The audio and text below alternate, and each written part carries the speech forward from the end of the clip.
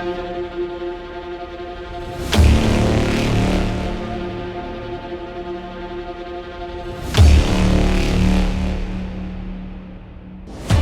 be a CASA volunteer, it takes commitment, diligence, objectivity, and passion. Training is 6 weeks long and involves both online and in-person work. It's not a job for everyone, so the question you have to ask yourself is, do you have what it takes? Welcome to the first episode of CASA Superheroes. We're following Nick and Shonda as they journey through the CASA training program and learn what it takes to become a CASA advocate. Nick and Shonda just completed their first week of training, where Chris Metis, the head trainer, laid the foundation of what being a CASA is all about. Let's see how it went. So Nick and Shonda have completed week 1 of CASA training. We kind of eased them in a little, but we're definitely going to turn it up these next couple weeks. We got a lot of stuff to cover in a very short amount of time. The focus of week 1 was learning about the courtroom and the interaction that CASA has within that environment, as well as our relation with Child Protective Services and what they do on a day-to-day basis. Week 1 was great. It was very exciting and filled with lots of information, and I was excited to keep going. I got the opportunity to go to court, and that was really interesting. That was really helpful to get to see some in-action, live opportunity instead of just classroom, so it was really nice to have both. So going into the week 1 training, we realized that Shonda didn't do any of her online work, and we were kind of concerned because no engagement in the online work, and we realized that there was some miscommunication and she didn't get her password to log in. And so it was kind of funny. She called in a panic, like, can I still graduate? Can I still be a CASA? And so, yeah, she's just working on catching up on that, but it was pretty great seeing that. We had a little bit of a mishap. I had to leave class early and missed the login information to Moodle. So class was coming up for week 2 and I still didn't have my login, and I kind of had a bit of a panic.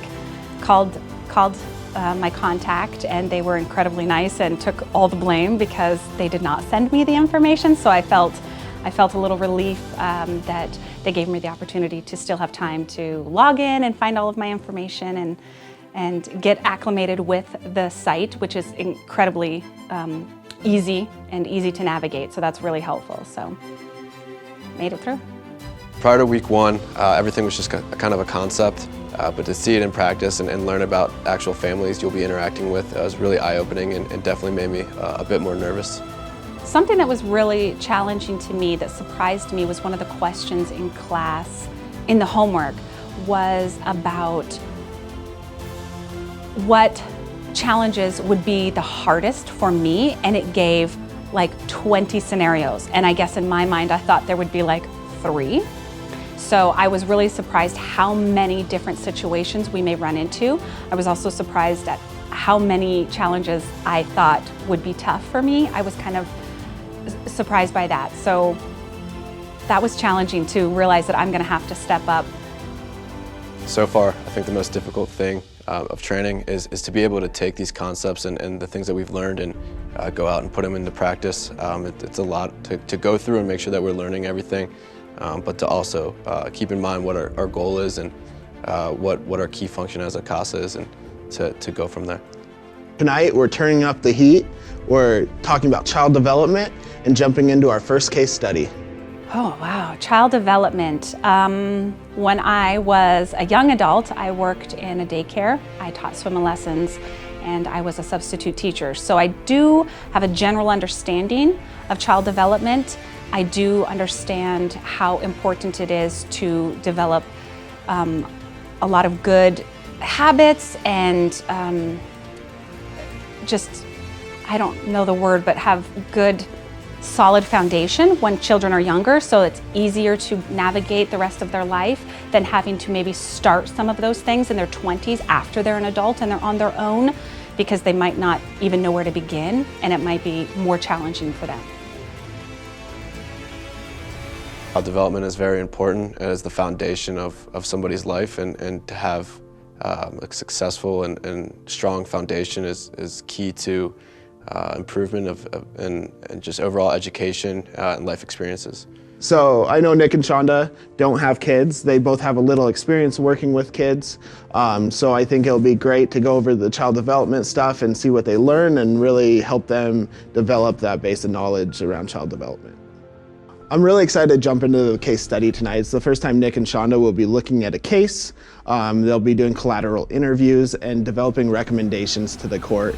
I don't know anything about this particular case study. I think we've had a few to go through on the homework, but to actually work it out as a group will be a big change, and I hope to learn a lot more about the rights and wrongs of dealing with particular cases.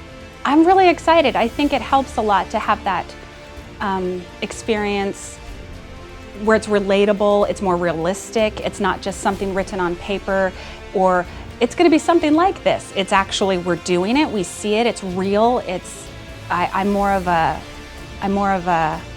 active participant than a reader or a seer watching something. So I think that's actually going to be really exciting. So it's funny, with these case studies, we have all these interviews that they have to ask for, and this first week, they a lot of times forget to ask to interview the child. And we're a child-focused program, so it's really funny when we get there, and those are the only interviews they don't complete during the amount of time. So we'll see how they do tonight. So this last week in training, Nick shared his experiences observing court. It's something that seemed very new to him, and it's eye-opening, and I feel like he's learning a lot and getting an experience of what advocating for children really can look like. So far I've done 2 court observations, and both were very different, and I learned a lot in both those experiences. To see the actual families involved and CASA get up and speak to the judge really allowed me to learn more about the role and exactly what we'll be doing and what the most important parts of being a CASA really means. Well, I'm embarrassed to say that I actually thought training would be really easy, and I thought it would be more of a formality. I did not realize it was going to be this intense and helpful. I feel like I'm going to be way better prepared at the end of this to go out into the field. I thought a majority of it would be learning as I go in the field. So it's extremely it's a lot more intense, but I'm really excited that we're doing it this way. I'm very impressed with how structured it is, how intense it is, how helpful it is. It's a lot more than I thought, a lot more, in a good way. We are turning up the heat here in week 2, diving into more specific topics related to child advocacy and dealing with our first case studies. We'll see if Nick and Shonda can keep their cool as they journey along the path to becoming a CASA superhero.